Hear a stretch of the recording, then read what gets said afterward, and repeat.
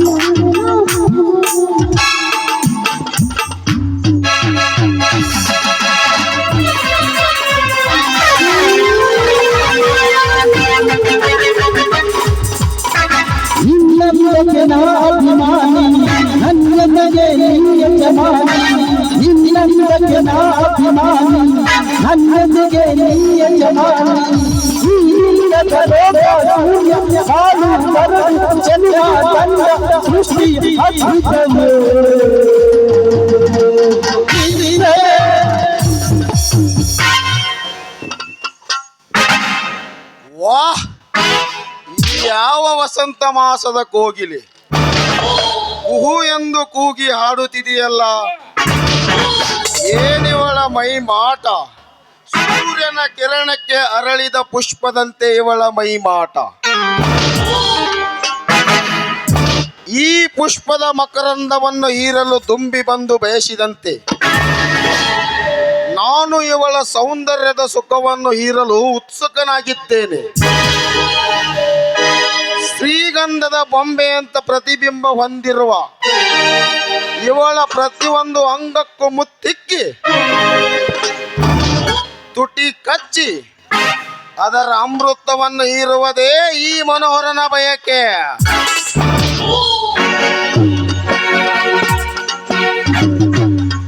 ಓಹೋ, ಇವಳು ವೀರನಗೌಡನ ತಂಗಿ ಮಹಾಲಕ್ಷ್ಮಿ ಅಂತ. ಮಹಾಲಕ್ಷ್ಮಿ ಅವರೇ,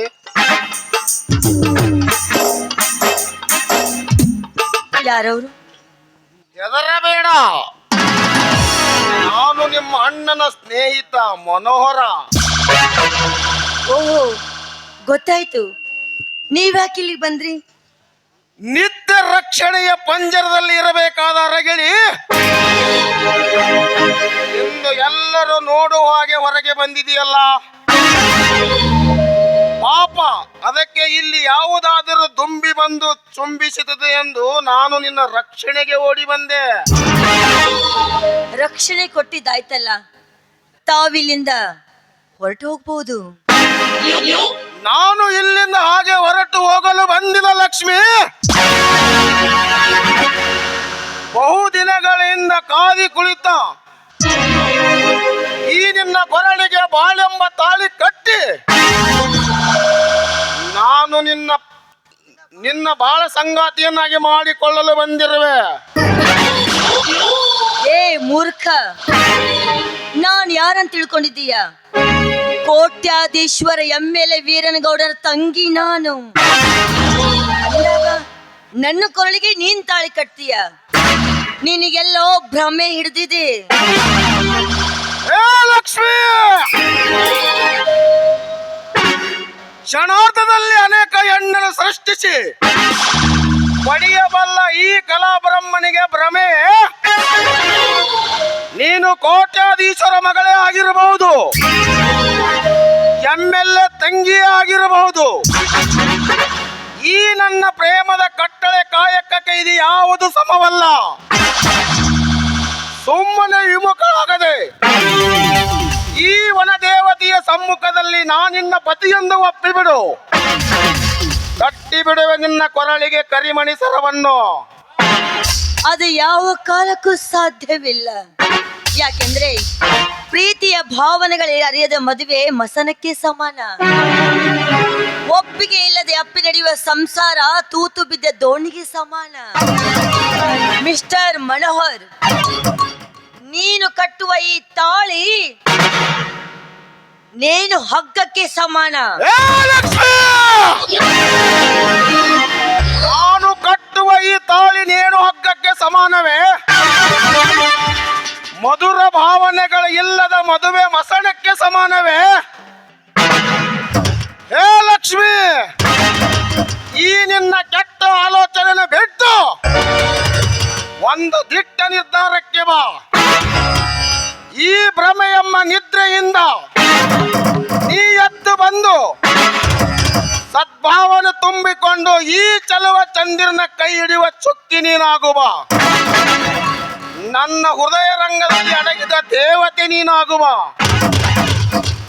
ದೂರ ಸರಿದು ನಿಂತು ಮಾತನಾಡೋ ದುರಾತ್ಮ. ಹೆಣ್ಣೆಂದರೆ ಭೋಗದ ವಸ್ತು ಅಂತ ತಿಳ್ಕೊಂಡಿದ್ದೀಯ. ಹೆಣ್ಣು ಮನಸ್ಸು ಮಾಡಿದ್ರೆ ನಿನ್ನ ಕತ್ತನೆ ಕತ್ತರಿಸುವ ದುರ್ಗಿಯಾಗಬೇಕಾಗುತ್ತೆ. ಎಚ್ಚರ. ಎಚ್ಚರ?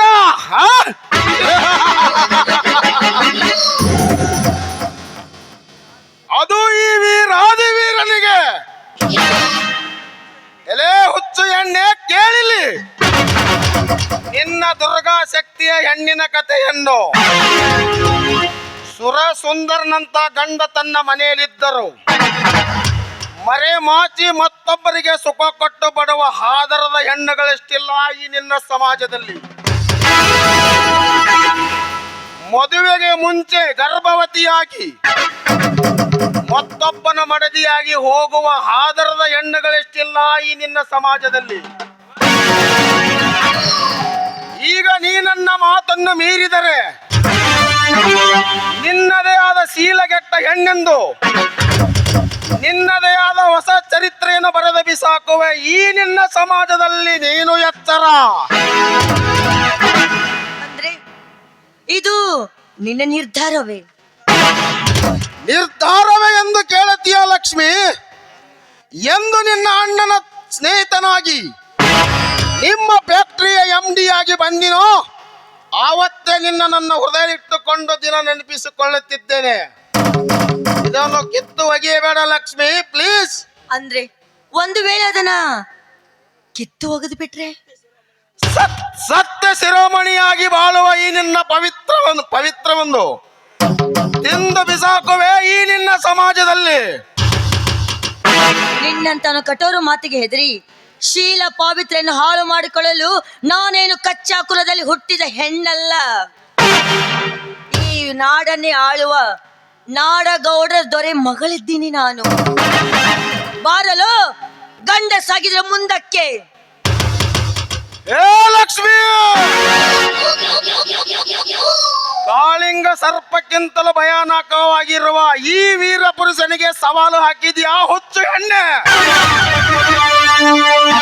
ಪ್ರೇಮ ದಂಟಿಗಾಗಿ ಸೊಂಟದ ಗಂಟನೆ ಬೆಚ್ಚಿ ಅಂಗಲಾಚಿ ಗರ್ಭ ಧರಿಸುವ ಹೆಣ್ಣು ನೀನು. ನಿನ್ನಂತ ಹೆಣ್ಣಿಗೆ ಗರ್ಭದಾನ ಮಾಡುವ ಈ ವೀರ ಪುರುಷನಿಗೆ ಸವಾಲು ಎಂದರೆ ಪಂಚಪ್ರಾಣ. ಅಂದು ಪಾಂಚಾಲಿಯ ಸೆರಗನ್ನ ಹಿಡಿದು ದುಶ್ಶಾಸನಕ್ಕಿಂತಲೂ ಕಠೋರವಾಗಿರುವ ಈ ಮನೋಹರ ನಿನ್ನ ಶೀಲ ಕೆಡಿಸದೆ ಬಿಡಲಾರೆ. ಬಾರೆ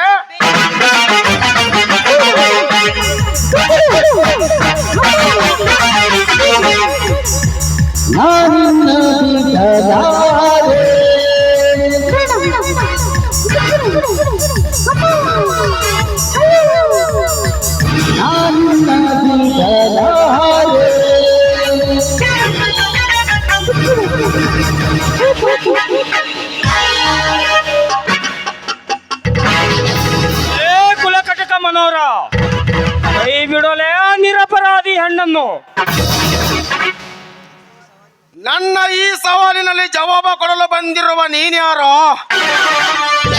ಭಾರತದ ಆರ್ಯ ನಾರಿಯರ ಗರತಿತನಕ್ಕೆ ಧಕ್ಕೆ ತರುವ ನಿಮ್ಮಂತವರ ಕಣ್ಣು ಕೀಳುವ ಕುರಿಗಾರ ಬೀರ ಸಂಗೊಳ್ಳಿ ರಾಯಣ್ಣನ ಔಷಧ ಸೂರ. ಏ ವೀರ! ಸತ್ತು ಹೋದವರ ಹೆಸರನ್ನು ಹೇಳಿ ಚದುರಿಸಿಕೊಳ್ಳಬೇಡ. ನನ್ನದೇ ಹಿರಿಮೆಯ ಸೂರ ನಾನೆಂದು ನನ್ನದೆಯನ್ನು ತಟ್ಟಿ ನಿಂತವರನ್ನು ಎಂದು ಕೈ ಬಿಟ್ಟಿಲ್ಲ ಈ ಮನೋಹರ. ಸುಮ್ಮನೆ ಬಿಟ್ಟು ಹೋಗು ಇವಳನ್ನು. ನಿನ್ನಂತ ಕಚಡ ರೌಡಿಗೆ ಹೆದರಿ ಈ ಹಣ್ಣನ್ನು ನಿನ್ನ ಕೈಗೆ ಸಿಲುಕಿಸಿ ಹೋಗಲು ನಾನೇನು ಹೇಳಿಯಲ್ಲ. ಹೆಣ್ಣೆಂದರೇನು ಬಜಾರದಲ್ಲಿ ಸಿಗುವ ಹಣ್ಣಲ್ಲ. ಈ ಹಣ್ಣು ನಮ್ಮ ಕರ್ನಾಟಕದ ಬಾವುಟ. ಹಳದಿ, ಕೇಸರಿ, ಚಿನ್ನೆ, ಅರಿಶಿಣ, ಕುಂಕುಮ ಅಂದರೆ ಈ ಗರತಿಯ ಸಂಕೇತ.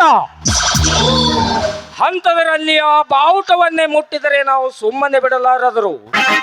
ನಿಜವಾಗಿ ನೀ ಹಣ್ಣನ್ನೇ ಮುಟ್ಟಿದೆ ಆದರೆ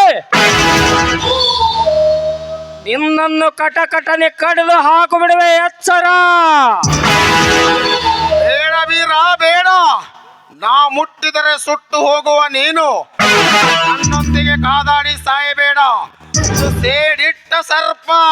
ಏಯ್! ಸೇಡಿಟ್ಟ ಸ್ವರೂಪವಾಗಿ ಬಂದರೆ ಅದನ್ನು ಕರಕರನೆ ತಿರುಗಿಸಿ ನೆಲಕ್ಕೆ ಒಯ್ಯುವ ಗರುಡನಿದ್ದೇನೆ. ಹೆಚ್ಚಿಗೆ ನೀನು ಚೀರಿದರೆ ನಿನ್ನ ಎದೆಗೆ ಗುದ್ದುವ ಟಗರೂ ಇದ್ದೇನೆ. ಟಗರು? ಏ ವೀರ! ಕುರಿ ಹಾಲು ಕುಡಿದವರೆಲ್ಲ ಟಗರ ಆಗಲಿಕ್ಕೆ ಸಾಧ್ಯವಿಲ್ಲ. ಇದೊಂದು ಸಮಯ ಹೋಗಲಿ, ಮುಂದೆ ನೋಡ್ತಾ ಇರು. ಈ ನನ್ನ ಚದುರಂಗದ ಆಟದಲ್ಲಿ ನಿನ್ನ ಟಗರು ಹೇಗೆ ಬೀಳುತ್ತೆ ಎಂದು ಬರ್ತೀನಿ.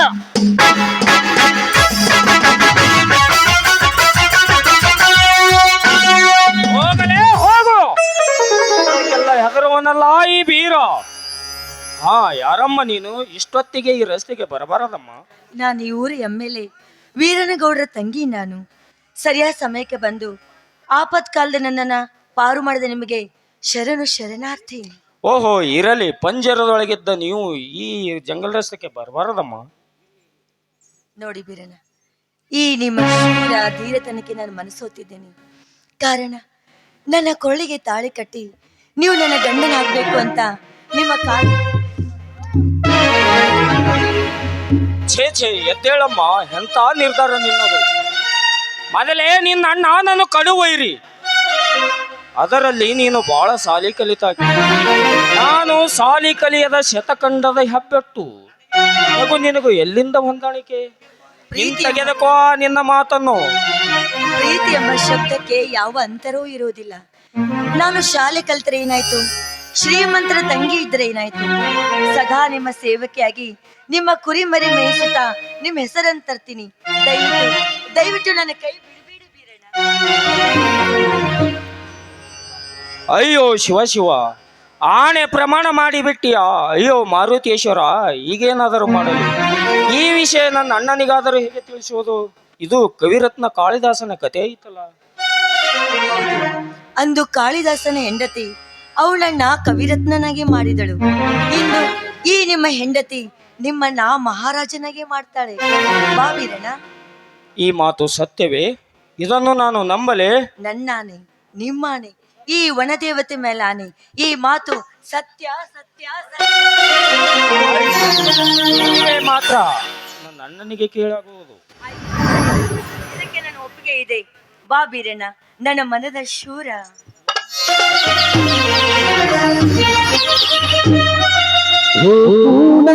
ಚಂದ್ರಿಕೆ